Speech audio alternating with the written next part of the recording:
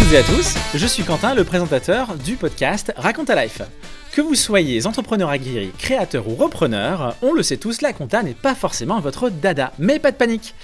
Avec nos invités experts de la compta et du juridique, on va prendre un peu de temps pour essayer de décrypter tout un tas de sujets qui ne sont pas forcément évidents quand on souhaite se lancer ou quand on est entrepreneur. Dans ce nouvel épisode de Raconte ta Life, on va aborder un sujet qui peut coûter cher aux entreprises, qui sont justement ces coûts cachés, ceux qu'on n'a pas l'habitude de voir, qu'on n'attend pas, qu'on ne prévoit pas. Et déjà pour un peu se présenter et faire le tour de cette table d'invités experts sur tous ces sujets qu'on va aborder, là comme ça, de but en blanc, un petit coup caché que les gens n'attendent pas forcément. Sylvain ? La TVS, la taxe sur les véhicules de société. Très bien. Marie ? La CFE. La CFE, la cotisation foncière des entreprises. Parfait. Guillaume ? Des frais juridiques annuels pour le dépôt des comptes. Par exemple, c'est une bonne remarque du coup pour toi qui est notre juriste expert à cette table. Du coup, le sujet au lieu des coûts cachés quand on lance sa société, et en fait oui, il y a des éléments incompressibles qui se budgètent et qui peuvent s'avérer très pénalisants si on ne les anticipe pas assez. Guillaume, en tant que juriste, tu sais que mieux que personne, il y a des aspects à anticiper avant de franchir les étapes de la création de sa structure, et si on ne les prévoit pas, ça coûte un peu plus que ce qu'on a prévu ou qu'on voilà. Par exemple, quoi ? Par exemple, quand on va constituer une société, il y aura toujours des frais, on va dire, à dépenser pour la constitution. On dépend notamment sur les frais de greffe, déjà, pour une première chose, puisque pour immatriculer sa société, il va falloir donc déposer la formalité au greffe, et tout ça, c'est payant, bien évidemment. Il faudra aussi publier dans un journal d'annonce légale la publication du coup de cette constitution pour avertir le public et les tiers que la société est créée. Ça aussi, ça a des coûts qui sont aujourd'hui fixes puisque chaque structure de société, donc, en fonction de sa forme, aura du coup un prix fixe. Mais voilà, c'est quand même des frais qu'il va falloir anticiper et il va falloir prendre en compte pour du coup constituer une société. Donc pas forcément des frais qui vont être trop importants, mais c'est pas juste on va sur le site de l'URSSAF, on fait 2-3 formulaires et puis c'est parti. Non, il y a un petit peu de... Rien n'est gratuit, très bien. C'est une bonne chose de dire, oui, effectivement. Marie, côté compta ? Alors souvent, l'entrepreneur, quand il crée, il ne connaît pas cette CFE, donc cette cotisation foncière des entreprises, qui est une taxe annuelle à régler le 15 décembre de chaque année. Cette taxe, en fait, c'est la taxe d'habitation d'une société. Donc c'est chaque centre d'impôt, en fonction de la circonscription, qui calcule un pourcentage sur la surface, le chiffre d'affaires, voilà, et donc ça tombe au mois de décembre. Ce qu'il faut savoir, c'est que le piège, c'est qu'on ne peut pas calculer avant combien ça va nous coûter, d'accord ? Et en plus, parfois, l'entrepreneur peut très bien décider d'avoir une domiciliation, par exemple, sur une adresse un peu chic dans Paris 5e, mais exercer de chez lui, décider de... sous-louer une partie de son logement à sa société pour rentrer un peu dans ses frais de fonctionnement. Et ce qui va se passer, c'est que ça crée un deuxième établissement, en fait. D'accord. Donc il va falloir créer un deuxième établissement pour avoir le droit de sous-louer et de percevoir des loyers. Et ce deuxième établissement sera aussi assujetti à une CFE. D'accord. À une cotisation foncière des entreprises, à l'endroit où il se situe. Donc par exemple, je fais appel à un service de domiciliation, comme on l'a dit, parce que ça paraît un peu prestigieux avec mon adresse à Paris, par exemple. J'habite dans une autre ville, on va dire dans la région parisienne. Donc j'ai effectivement 2 adresses, une que je vais utiliser un peu pour le prestige, mais pour l'ensemble de ma société, et une où je vais effectivement travailler. Donc 2 CFE. 2 CFE. Et quand on dit qu'on ne peut pas vraiment prévoir ces coûts de CFE, c'est parce que c'est la municipalité qui choisit qui peut changer, ou c'est lié au statut, à la superficie ou... C'est en fonction du centre des impôts et puis des zones tendues ou non sur l'immobilier, si c'est un logement d'habitation qui sert à une petite fonction de bureau, ou si c'est vraiment des bureaux. Donc il y a beaucoup de paramètres qui rentrent en compte dans ce calcul, et les impôts ont un système qui fonctionne très bien. C'est via l'espace en ligne impôts.gouv du client. Il reçoit un petit mail début décembre ou fin novembre même en disant « Veillez à payer votre CFE de temps sur le site ». L'entrepreneur se connecte, clique dessus, règle et on n'en parle plus. D'accord. Dans les montants, est-ce qu'on est sur on parlait de la similitude avec la taxe d'habitation. Est-ce que c'est des montants un peu similaires ou est-ce que ça peut chiffrer très important Non, en termes de... Parce que ma question, c'est plus si je dois faire un peu mon budget de l'année, est-ce que c'est un poids important? Il faut vraiment pas que je l'oublie parce que ça peut me plomber, parce que c'est une dépense qui va être tellement importante que dire bon bah voilà, ça va avoir un impact. Ou est-ce que bon finalement on peut pas vraiment savoir ce que ça va nous coûter, mais on s'y attend un petit peu, on voit à peu près le montant. Alors, ça dépend du chiffre d'affaires. D'accord. Donc, un entrepreneur indépendant, un consultant qui fait environ 180 000 euros de chiffre d'affaires hors taxe par an, qui est à son domicile dans une zone non tendue, il va payer entre 78 et 200 euros de D'accord. cotisation foncière des entreprises. Après, à partir du million, on passe à 1 000 euros, et puis toujours, si c'est dans Paris, si c'est à l'extérieur. D'accord. Donc voilà, c'est pas forcément des gros montants. Sauf que souvent, on n'y pense pas, on l'oublie, et ensuite, on a des pénalités. Ok. Il faut oublier aussi que même quand on est auto-entrepreneur, on doit la payer. Tout à fait. Mais chose importante quand même, c'est que chaque commune en fait applique ses propres taux. D'accord. Chaque commune fait sa propre tambouille. Effectivement, il y a une notion de chiffre d'affaires qui est très importante, mais après, on nous demande souvent combien je veux payer, comment ça a été calculé. On ne peut pas les aider là-dessus parce que chacun va appliquer ses propres taux et effectivement, ça fait que les coûts peuvent énormément varier entre globalement 77 euros et jusqu'à 1000, 2000 euros. Et là, on ne peut pas les accompagner dessus puisque il faut se diriger vers la commune pour avoir une notion de montant. Et tout à l'heure, tu disais que la CFE, il y en avait deux s'il y avait une domiciliation, pas forcément. On est vraiment dans le cas où s'il y a une domiciliation et une refacturation de loyer, on va avoir deux CFE. Mais s'il y a une domiciliation et pas de refacturation de loyer, on restera sur une seule CFE. Puis on a des situations où les clients veulent transformer leur entreprise, pour un souci peut-être d'optimisation, des SARL qui veulent se transformer en SAS.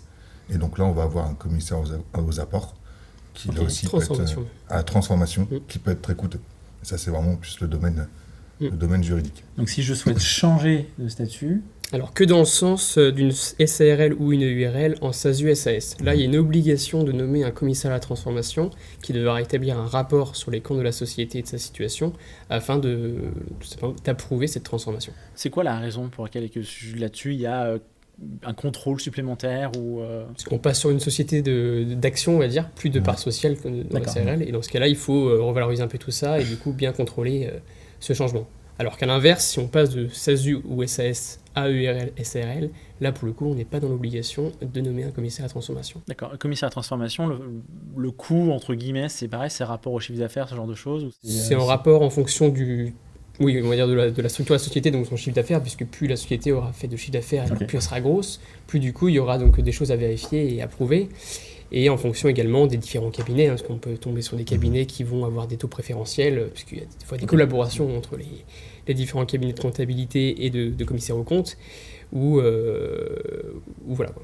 Ok, mais ça reste quand même une démarche un peu particulière. Ça reste une obligation, une démarche particulière, vraiment que sur la commissaire à transformation, c'est vraiment que sur la formalité de transformation juridique, de SAS à SARL à SAS, pardon. Mais voilà, c'est quand même un coût en plus qui est obligatoire, puisqu'on ne peut pas transformer si on ne dépose pas ce rapport de commissaire à la transformation. Ok, très bien. Ouais. Autre question, quand on est comptable et qu'on voit qu'on a une personne qu'on accompagne, mais elle n'a aucune idée en fait que son activité va avoir un impact sur tout un tas de petits coûts, ça peut être enregistrer des sites internet, payer des prestataires, est-ce que ça nous arrive? Est-ce qu'il y a des moments où, attention, votre activité va vous coûter peut-être un peu plus cher que ce que je vois ici? C'est pas quelque chose que j'ai eu... Non, parce que les entrepreneurs, quand ils montent leur business, en général, ils ont la maîtrise de leur cœur de métier. D'accord ? Nous, en tant que comptable, on traite des dossiers de différentes activités. Ça va du boulanger au consultant en informatique. Donc, on part du principe que tout ce qui est coût métier est quand même bien maîtrisé par l'entrepreneur. En revanche, on intervient a posteriori, c'est-à-dire qu'au moment du premier bilan, si on voit que les coûts sont supérieurs au chiffre d'affaires, on entame une discussion qui doit amener à la réflexion de l'entrepreneur. Nous sommes comptables, on peut faire un peu de conseil, mais en tant que gestion et pilotage d'entreprise, on peut encourager l'entrepreneur soit à se faire accompagner de la CCI, suivre des formations, Mais voilà, on intervient malheureusement a posteriori souvent. D'accord. Par exemple, un coût caché, c'est l'entrepreneur qui a de la trésorerie, qui se dit je vais acheter un véhicule avec ma société, il l'achète. Nous, souvent, on le constate après au moment du bilan, on a soit la trace de la facture, soit le leasing. C'est ça, les LOA, ça marche très bien avec les entrepreneurs. Sauf que, alors là, pour le coup, il y a un vrai coût pour la société derrière.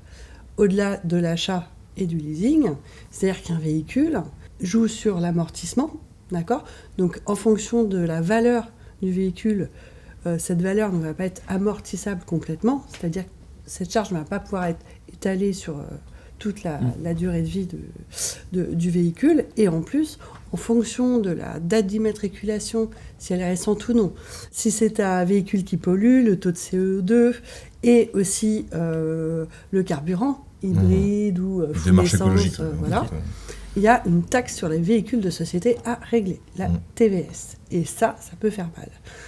Par exemple, moi j'ai eu le cas d'un entrepreneur qui s'est fait plaisir, a acheté une Golf GTI vintage, toute refaite, super géniale. Sauf qu'une cata écologique, et fiscalement, il n'a pas pu la réintégrer complètement. La TVS, on n'était pas loin de 5 000 € sur l'année. Et cette taxe, en fait, elle n'est pas déductible du résultat. Ce n'est pas une charge. D'accord. Donc, c'est juste, je sors 5 000. Et ça n'a aucun impact sur le résultat de la société, puisque ça ne permet pas de diminuer l'impôt société. D'accord. Alors, précisément, ça va impacter le résultat comptable, mais pas fiscal. D'accord. Ça va vraiment être considéré comme une charge, ça veut dire que ça va venir en moins de l'éventuel bénéfice, mais fiscalement, on va venir la réintégrer. D'accord. On a une charge, je sais pas, 5 000 €, effectivement, ça vient diminuer le résultat. Ces 5 000 € là, on va les réintégrer fiscalement et le client va payer de l'impôt dessus. C'est comme les amortissements. Le véhicule, on va l'amortir de manière, je dirais, classique. On va avoir la totalité de la charge sur le bilan, sur une durée globalement de 5 ans. Mais fiscalement, il y a une part de l'amortissement qu'on va réintégrer. D'accord. On va réintégrer fiscalement et du coup, c'est pas une charge déductible et le client va payer de l'impôt dessus. Et sur l'utilisation de ce véhicule, tout bon comptable va lui demander si ce véhicule lui sert personnellement le week-end, pour ses déplacements personnels, les vacances. En général, l'entrepreneur individuel va dire oui. Et à ce moment-là, on doit recalculer un avantage en nature. Donc ça veut dire que cet avantage en nature, qu'il ne va pas percevoir de façon concrète, mais il va être réintégré à sa déclaration de revenus et donc rentrer dans le calcul des cotisations sociales. D'accord. Donc effectivement, on se dit, Voilà. je vais prendre la voiture avec l'entreprise, ça va être un bon plan. Et derrière, C'est pas Voilà. forcément un bon plan. Et tout dépend en fait aussi du véhicule en soi parce que avec les temps actuels, on est vraiment dans une démarche écologique. En fonction effectivement du véhicule que l'on prend, si c'est un véhicule électrique, ça peut être une bonne idée. Si c'est un véhicule qui pollue, peut-être que les indemnités kilométriques seraient plus Voilà. judicieux. J'ai un autre exemple. J'ai une cliente qui a acheté un véhicule full électrique, petit, donc complètement amortissable, 100% électrique, parce qu'elle fait des petits trajets, elle va pas très loin, mais elle veut plus prendre les bus, parce qu'elle est en banlieue parisienne et autres. ok. Eh bien, là, elle n'a pas de taxe sur les véhicules de société. Son véhicule est amortissable 100%. Elle peut y passer ses frais, les recharges carburants. électriques, tout l'électricité, ça. Enfin, tout passe sur la société. Et là, pour le coup, c'est rentable. Voilà. Ok. Et pas d'avantage en nature, puisqu'elle m'a confirmé qu'elle avait un véhicule Privé. plus gros, plus important pour ses déplacements en famille. Ça, c'est la responsabilité du client, Oui. D'accord. l'avantage en nature. En fait, nous, on va demander au client de dire quel est le pourcentage d'utilisation à titre personnel. Si l'entrepreneur nous dit 0, et ben du coup, on ne constate pas l'avantage de nature. Mais D'accord. c'est à lui derrière, en cas de contrôle, de pouvoir justifier cette Ça, c'est utilisation déclaratif. à 100%. C'est, Voilà, il exactement. dit oui, non. Ok. Très Et bien. en plus, il est redéclaré lors de l'approbation des comptes en tant que convention réglementée parfois. Ouais. Convention réglementée, c'est toutes donc les sortes de conventions contrats qui vont être passées entre l'associé de la société et sa société. D'accord. Par exemple des avances de compte courant d'associés, etc. Et un avantage en nature ou d'indemnité kilométrique ou autre chose comme ça, c'est toujours repris dans un rapport spécial ou dans le PV de décision de l'associé unique qui va devoir du coup déposer au greffe. Dans tous les cas, ça peut être public s'il n'y a pas de confidentialité des comptes, par exemple, ça peut être public aussi. D'accord. Donc, c'est difficile de mentir ou tricher, Voilà. puisque quelque part, il y a une trace quelque part qui dit que non, c'est comme ça que la règle a été faite. Très bien. Est-ce qu'il y a d'autres coups comme ça que le sujet de la voiture d'entreprise, c'est un sujet qu'on entend beaucoup, puisque c'est assez fréquent. Est-ce qu'il y a d'autres coûts cachés comme ça? Parce que finalement, oui, ça peut venir un peu cher si on parle d'écologie, etc. Est-ce qu'il y a d'autres situations où on se dit, finalement, oui, je veux faire comme ça, puisque tout le monde fait, en tout cas, il y a une sorte de mythe ou de coutume où les gens pensent que ça va me coûter moins cher de faire les choses d'une certaine façon, alors qu'en fait, pas du tout. Est-ce que vous arrivez comme ça de reprendre des entrepreneurs en disant, oh là là, attention, c'est pas comme ça que ça fonctionne, et malheureusement, là, vous allez devoir payer un peu. La TVA tout court, au final. D'accord. La TVA tout Oui. court, parce que quand l'entrepreneur va facturer à ses clients une prestation, la majorité des cas, on va avoir de la TVA à 20%. Et donc, l'entrepreneur va encaisser le hors-taxe, donc vraiment sa prestation en soi, plus la TVA de 20%. Oui. Et pas généralement, mais ça arrive que parfois la personne se dit « Bon, j'ai encaissé ce montant-là, c'est sur mon compte bancaire, donc je vais pouvoir le dépenser. » Et arrivé au moment du bilan, on va lui dire « Monsieur, là, vous avez X TVA à régler. » Et le client se retrouve à se dire que « Non, mais j'ai plus cet argent parce que je l'ai dépensé. » Ah. Ça peut être très embêtant. Parce qu'on peut se retrouver parfois, notamment en cas de création d'entreprise, on est sur une déclaration annuelle de TVA. Donc on va avoir un récap de toute la TVA de l'année. Et on se retrouve au moment du bilan où nous, on va faire la déclaration. Monsieur, vous avez 15 000 € de TVA à payer.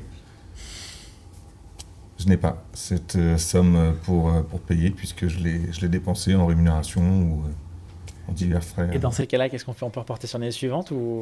Dans ces cas-là, déjà, ça l'embête fortement. Oui, l'entrepreneur. Donc voilà, mais après c'est malheureusement c'est de la gestion de trésorerie. Voilà. C'est qu'il y a aussi le cas du créateur qui encaisse son TTC, enfin ses factures, et qui prend la même somme en rémunération. Voilà. D'accord, ok. Donc après, il vide la trésorerie, donc il n'a pas de quoi payer la TVA, et en plus, qui dit rémunération, dit calcul de charges sociales a posteriori. Et là... Ok. Et ça, malheureusement, ça peut être fatal. Ça peut être fatal, mais dès la première année. Très bien. Ok, parfait. Du coup, on a pu voir qu'il y avait différents coûts qui pouvaient être cachés ou non, que ce soit des petits coûts comme l'enregistrement d'un nom de domaine ou les formalités juridiques qu'il faut prévoir, même si ce n'est pas des coûts qui vont être astronomiques. Mais on a vu aussi qu'à l'usage, si on ne faisait pas attention et qu'on ne respectait pas les règles ou qu'on n'écoutait pas forcément son comptable ou qu'on ne posait pas forcément assez de questions sur comment tout fonctionne, on peut se trouver aussi dans une situation un peu plus compliquée à la fin de l'année. Et c'est un petit peu le résumé et la conclusion de cet épisode. Si vous avez un doute, posez la question, ce sera toujours plus facile que d'avoir a posteriori à régler une grosse facture. En tout cas, merci à tous et à toutes de votre écoute. Merci à nos experts d'avoir été là sur cet épisode. Si cet épisode vous a plu, n'hésitez pas à laisser des pouces bleus ou des étoiles sur votre plateforme d'écoute préférée, des petits cœurs, on me dit aussi dans le public. Et puis on se retrouve très bientôt sur tous nos réseaux pour un prochain épisode.